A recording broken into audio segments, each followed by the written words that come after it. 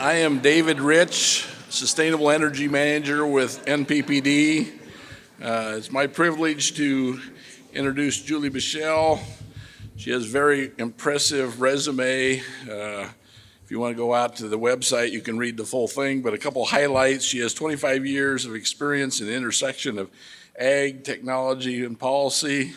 Passionately shaped her career to bolster rural economic development with unwavering support for ag. She's president and CEO of Global Sustainable Developers. She is a sought-after expert safeguarding our food supply, energy independence, water resources, building rural economies essential for collective prosperity and the national security. And she proudly serves as the Governor Jim Pillen's senior advisor and leads Nebraska's BioEconomy initiative. With that, Julie.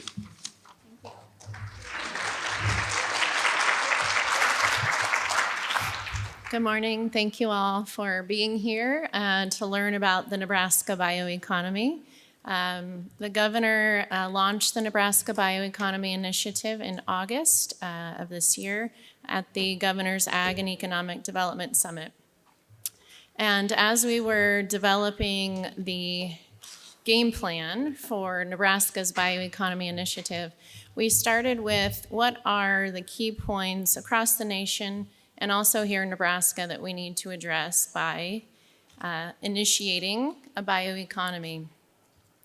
And what we found, and as we were digging into the role Nebraska plays both in food and fuel security, is that the degradation of rural America is one of the single largest national security threats we face, and that our initiative should first and foremost make sure we're securing our family farms and ranches and allowing them to continue to grow. So at the very basis of the BioEconomy Initiative, it is driving additional revenue streams to our ag producers, our ranchers, and all of the industries and the next generation of farmers who want to continue to farm. Second, right now, sustainability means the smart thing and the right thing are the same thing. We don't have to argue about that anymore. Cleaner, safer, healthier, but that also means the sustainability of our family farms and what makes Nebraska great. And finally, our third guiding principle is our people, our water, our crops, and our livestock are what set Nebraska apart. And this is what will allow us to lead the nation in BioEconomy Initiative, and this is what makes us the epicenter today. And I will brag a little bit. I just got back from DC last night, and I met with many agencies, including Chris's, and every one of them said, there's no state doing what Nebraska's doing. You are absolutely leading. So that was a really exciting to hear. So in August, when we launched the BioEconomy Initiative, we had a general outline of what our roadmap would be. And why build the roadmap? It's because this is a whole of state approach to execute on our vision to actually grow the state's gross domestic product by $40 billion. So we needed a plan. And the plan was generally written, and then in August, we had a meeting where we had key stakeholders, many public power districts attended, and we took insight and some ideas from the audience and we included it in our roadmap. And that's what I'm going to share with you today.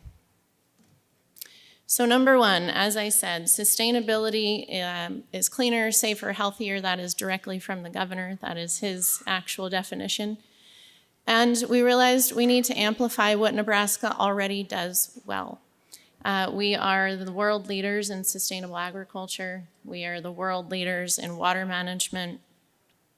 And we are the world leaders in just about everything we put our minds to.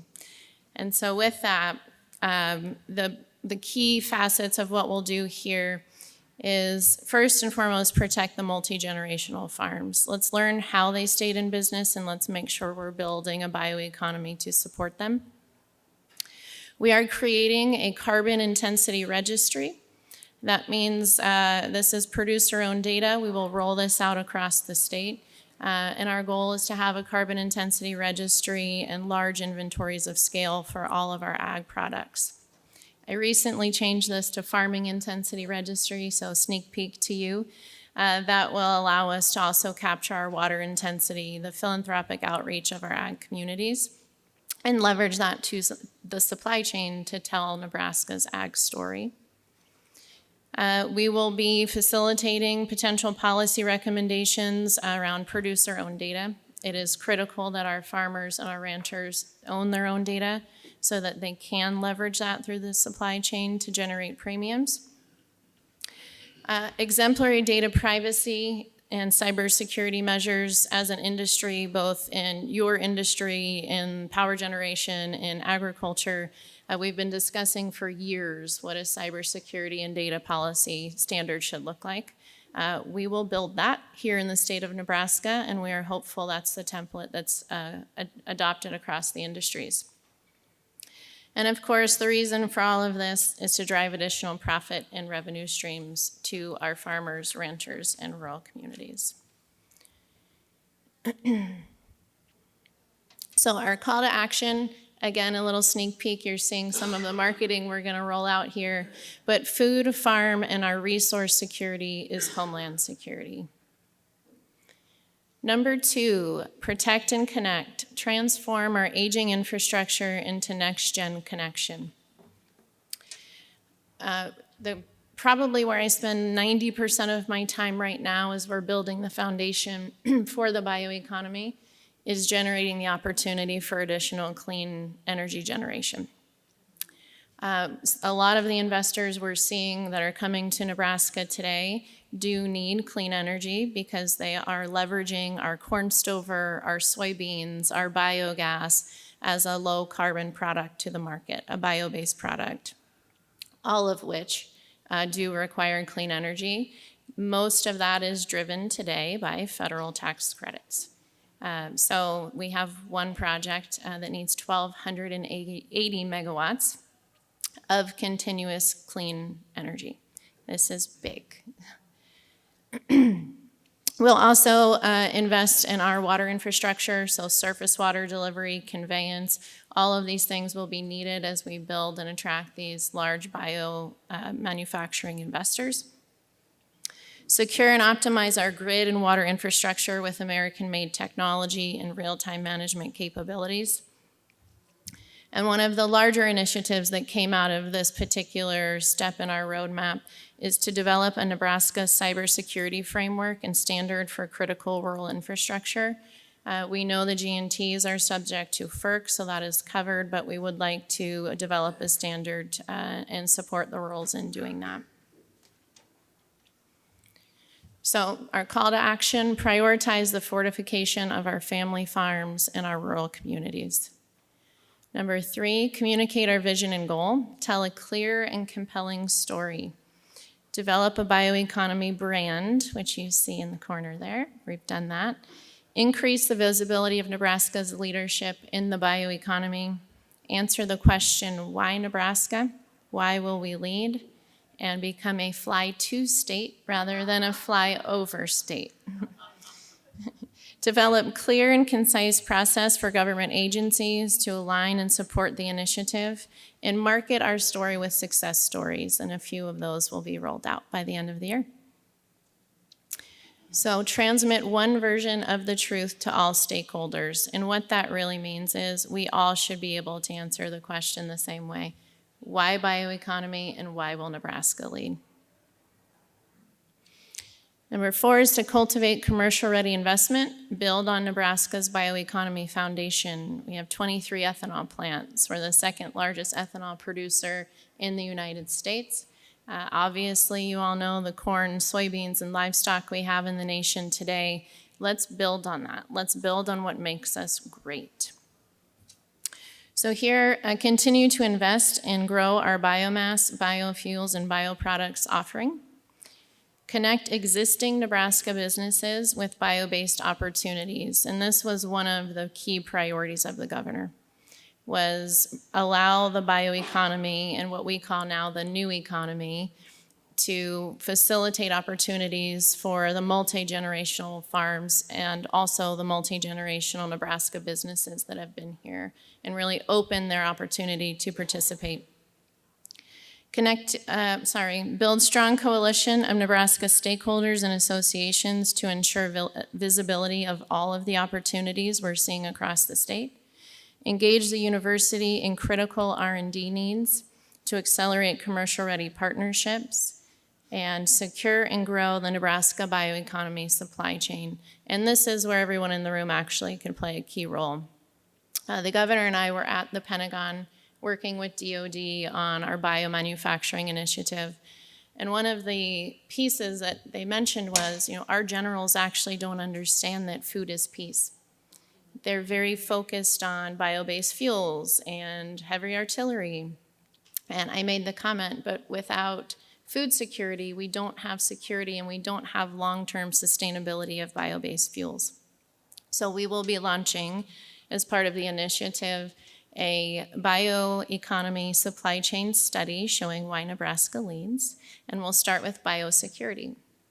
By maintaining and protecting our livestock industry, we continue to grow the corn and the feed that's going to feed them. We will protect that industry at all costs, and then we can continue to build on it. And by doing so, we will protect our aquifer, we will increase our energy generation, and by design also increase our food, fuel, and fiber independence in the United States. So that is something we're launching as well, and I fully anticipate to work with many of you here on that initiative.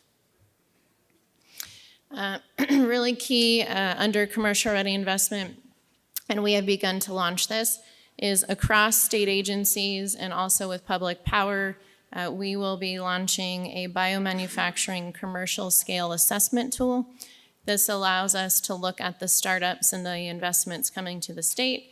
We will understand what their investment strategy is, what their revenue opportunities are, what their power demands are, and their water use, and be able to share that across agencies in a very transparent way.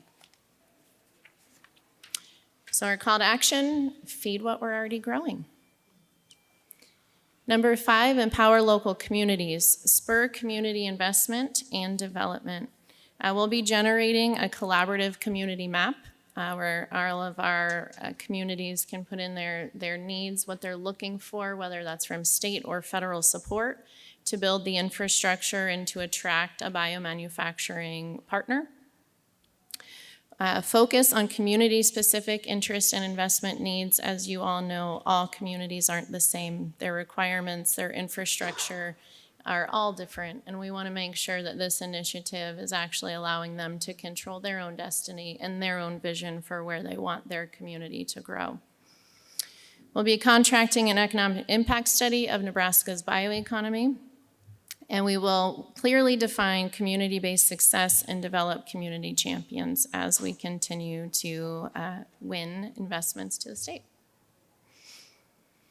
So connect federal and statewide priorities to community-level impact.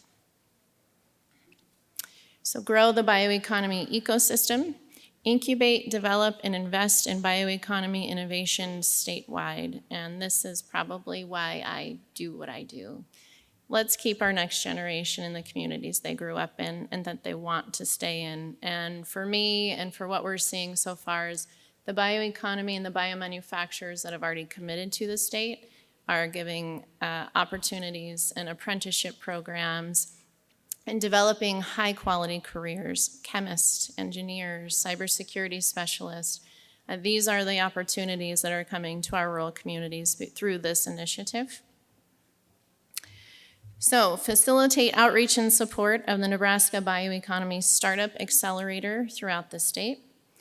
Connect growth, infrastructure, and scaling expertise that are currently at our Nebraska-based businesses, so think ethanol infrastructure, to novel technologies and IP. We're starting to see some really awesome startups and IP come out of the university, and we're having a lot of success connecting them with the ethanol plants or the current businesses across the state to support them. Develop a cohesive and agile framework for the university entrepreneurship and tech transfer. Let's get this IP going and keep it in the state and support it and facilitate it through the bioeconomy initiative. And invest in innovation hubs across the state to focus on agriculture and bioeconomy innovation. And actually, you're the first to hear, we will be launching a sustainable aviation hub and a biochemical hub across the state where we can really add focus on the careers and the opportunities for the next generation in sustainable aviation fuel, renewable energy, bio-based chemicals. We're really excited about that.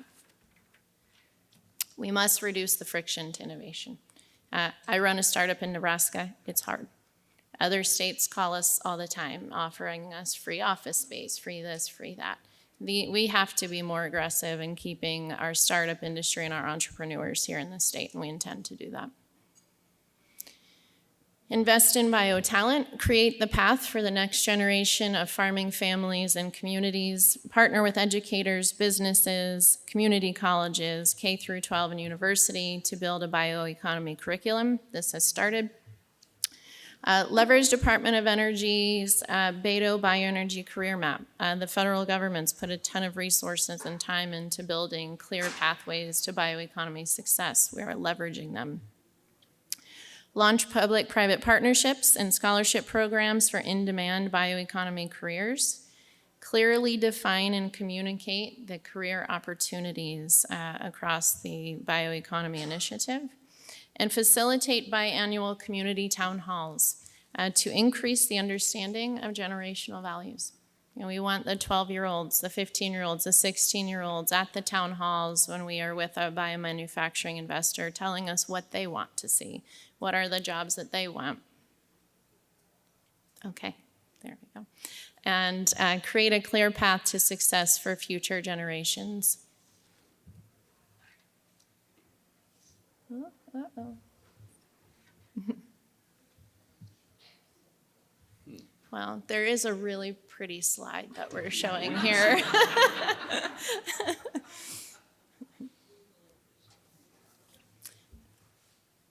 Let's see.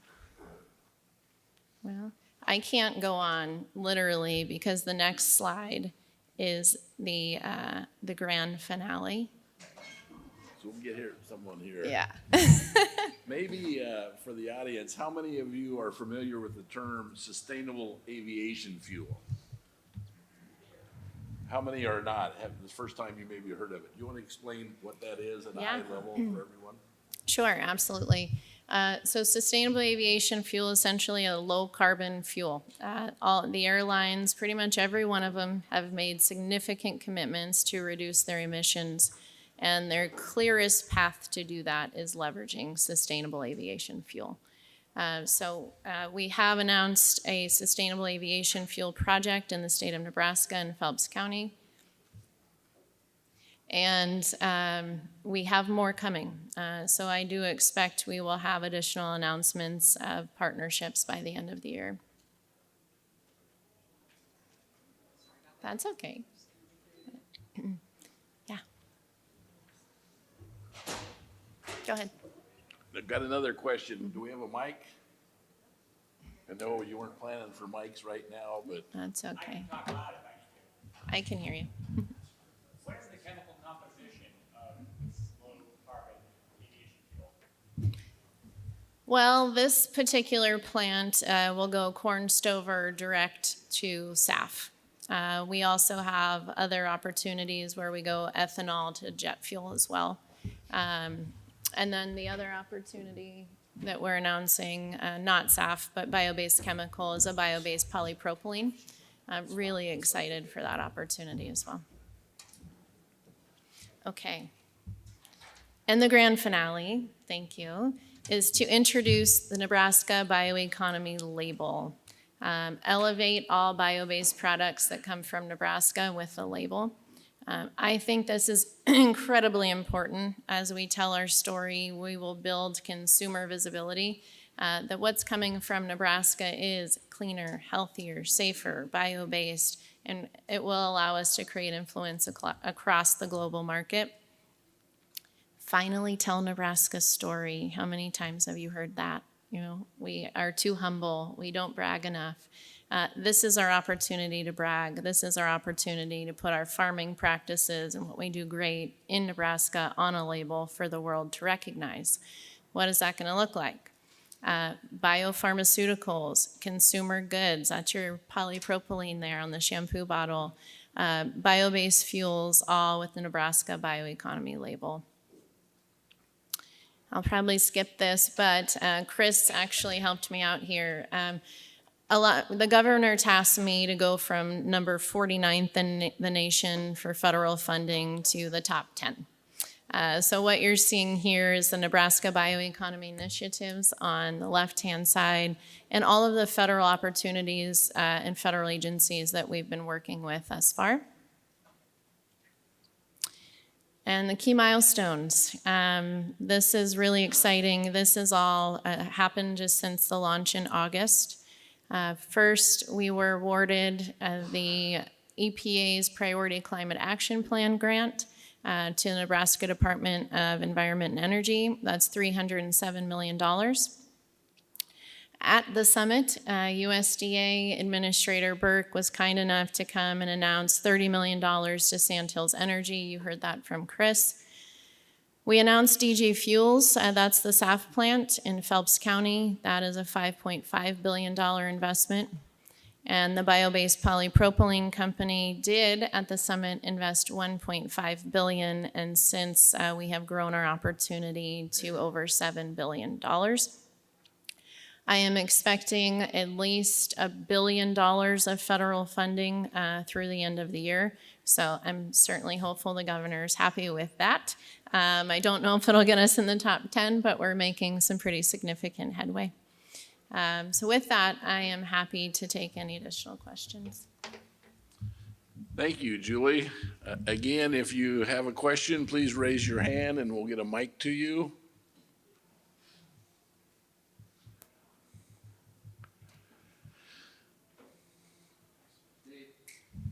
Yes.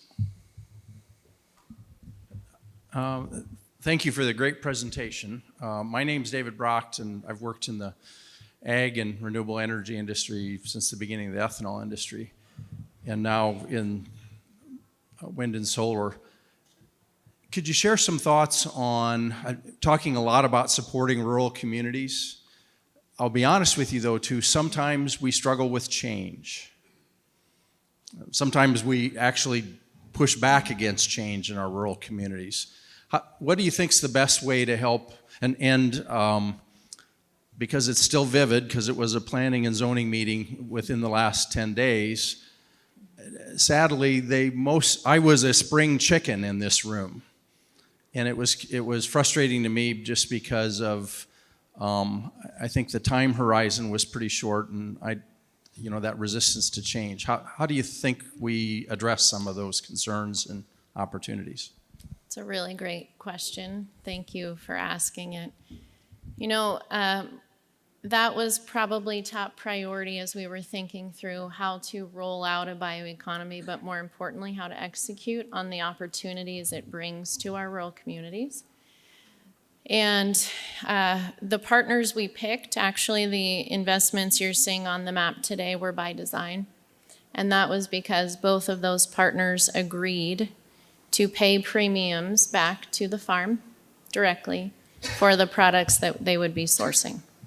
And so for an example, DG Fuels, again, is going corn stover direct to sustainable aviation fuel.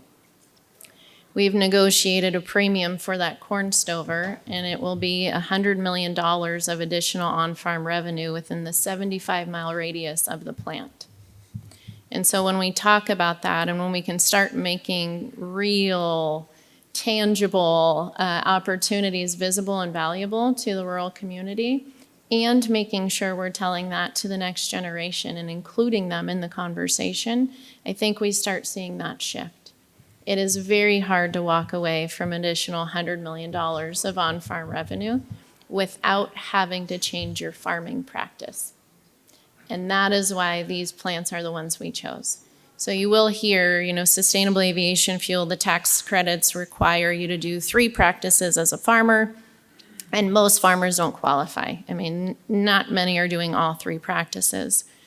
Our goal was to make sure we weren't putting the burden on the rural communities to support this. Of course, we'll need rural workforce housing, we'll have jobs and all of those things, but not put the burden on them to change the way they live and farm today.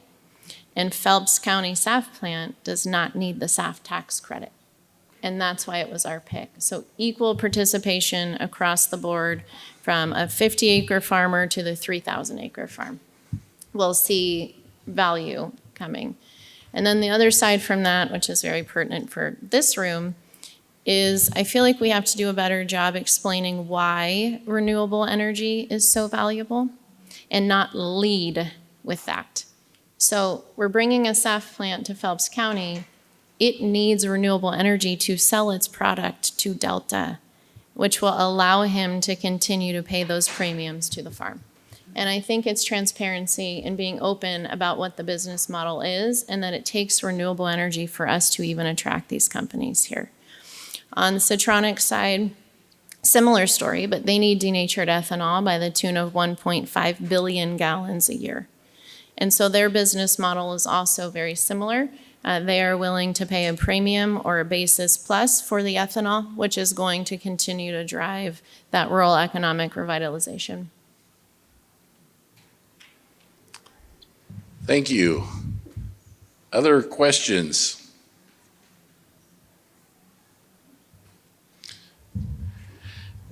Again, one of the challenges I see is with the sustainable aviation fuel buying up a 75-mile radius, everyone benefits. The challenge sometimes with the wind or the solar is those landowners that participate receive tremendous benefit, or they wouldn't sign up, but the neighbors maybe aren't convinced yet. And so how do we convince those that aren't directly financially benefiting other than reduced taxes that, you know, this is a good place to expand the revenues, provide jobs for the young, opportunities for send your kids to Northeast, become wind tax, come back, raise the families, that type of thing. Yeah. So our goal with BioEconomy is to make sure we have the proper partners across the state. So yes, you might have one landowner that is going to facilitate into a wind contract, which is an economic value for them. But then we want to make sure we're bringing biomanufacturing to those communities as well, right? So that we have equal participation across the state. That doesn't mean everyone needs to go into the SAF plant, but it could mean they are leveraging their land to build the renewables that are supporting that plant. So my job is to make sure we're telling that clear and compelling story. A circular bioeconomy is what we want, where everyone participates and everyone has the opportunity to participate and see the value.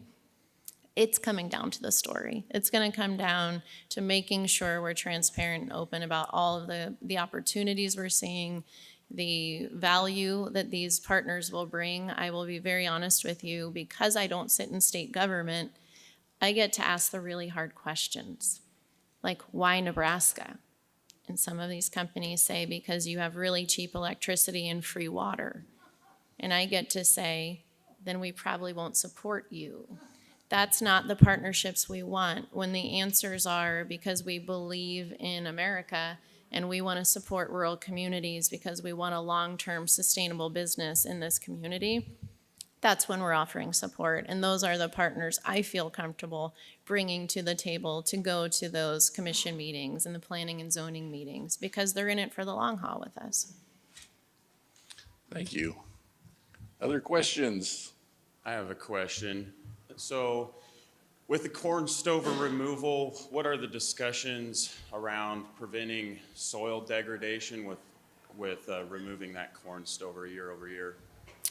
So part of the contract is actually we're doing soil sampling throughout the year, so we'll know the actual health of the soil, what it needs, what it doesn't. The stover will be pulled, either one year he may pull just cobs, some years we might remove it all based on the soil sampling we're getting throughout the year. So we're very, very cognizant, and I mentioned it earlier, that a bioeconomy, what we don't want to do is attract all these investments and not take care of what makes us great. That means soil health, that means taking care of our aquifer. In fact, the SAF plant's willing to rail water in to reduce the stress on the aquifer. That's our priority. And in the stover contract, he's actually paying for the soil sampling, because the first thing we did here was, what about soil health if we're removing the stover? Other questions? I would like to bring out that a couple of the big projects that NPPD was looking at on the renewable side are both making renewable fertilizer. And so with these carbon registry, do you anticipate that farmers will potentially get benefit by utilizing renewable generated fertilizer from Nebraska?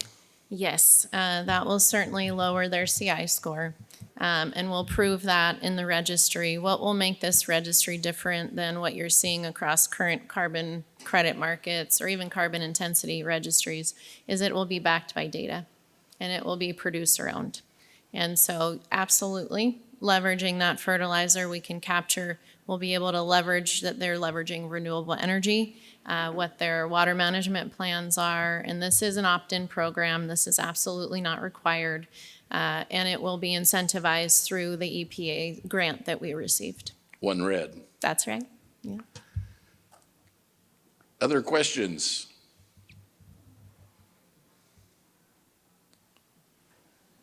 Yes, we got a mic here for Joe, please.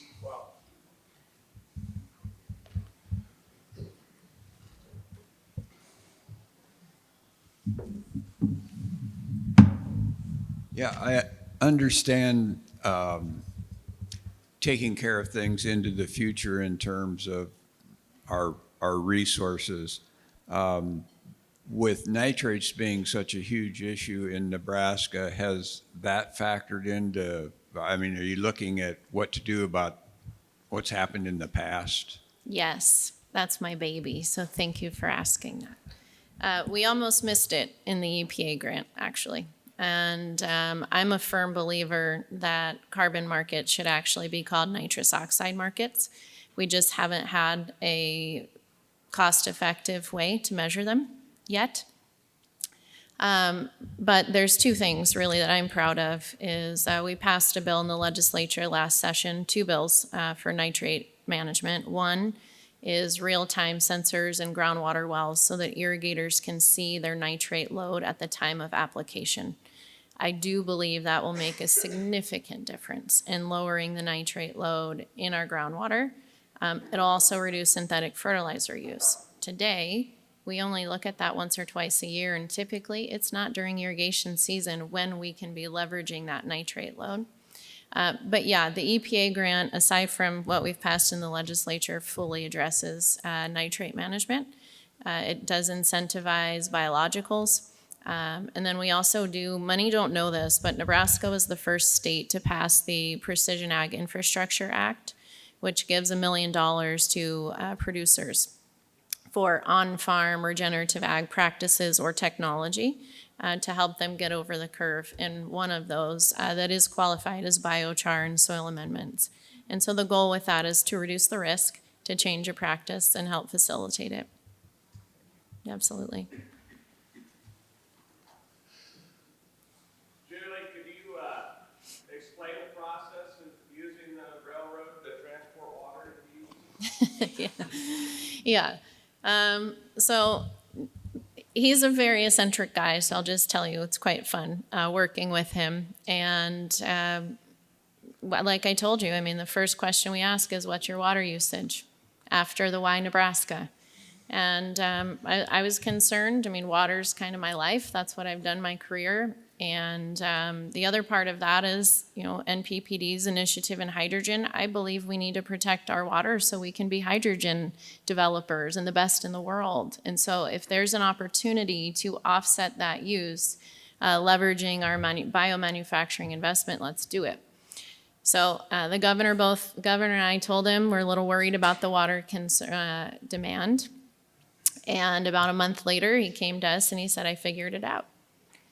I have to have specialty bladdered cars, rail cars, to take my SAF probably to Chicago first, hopefully Omaha soon, and I have to deadhead them back. So I've reached out and I can fill up with some Great Lakes water and bring it back, and that's what I'm going to use for my consumptive use. I thought this was a really great plan. We roll it out, and then I find out there's a lot of water in Phelps County, and they actually want him to use some of it. So we're in the process of figuring out what that can be. But the good news is we know we have that as an option to potentially leverage to reduce that use.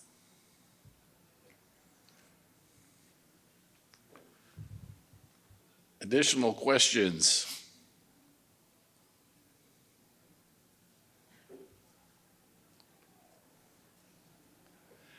Well, yeah, there's one.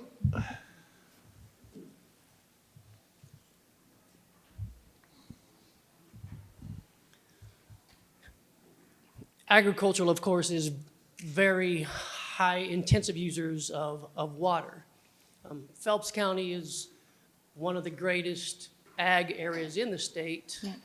but they don't always have the supply of water they need, and they're famously known for protecting that water. Did you have any pushback bringing this plant from that area at all? Like, renewable projects always have huge kickback. Did this Yeah. particular project have that same type of kickback? Was information shared, or was this company just allowed to come here without that kind of feedback? No, actually, we haven't had that pushback yet, but I can tell you, and part of the bioeconomy plan is a little different than what we've done in the past across the state. And it was handled at the local level with the local economic development district there. The pushback we had originally was certainly on railing water in, again, which I was shocked, but also the soil health, removing stover and how we would address that. Step number 2 is once we have all the facts about exactly what the project is, literally meaning how many rail cars a day, I'm talking very, very specifics, we will have a public outreach town hall. And everyone will be invited. It is open door policy. The NEP will be there, everyone will be there, and everyone can ask their questions. I think that's vitally important because one of the critical pieces of projects like this, and actually grateful to the federal government because we've adopted it at the state level, is that loans from the federal government for projects like this or grants require a community benefits package. And this one will bring about a $40 million community benefits package to the community. And part of our outreach is understanding what the community wants and where to best spend those resources. And so they'll be able to voice their concerns there and also what they're wanting from the investment perspective.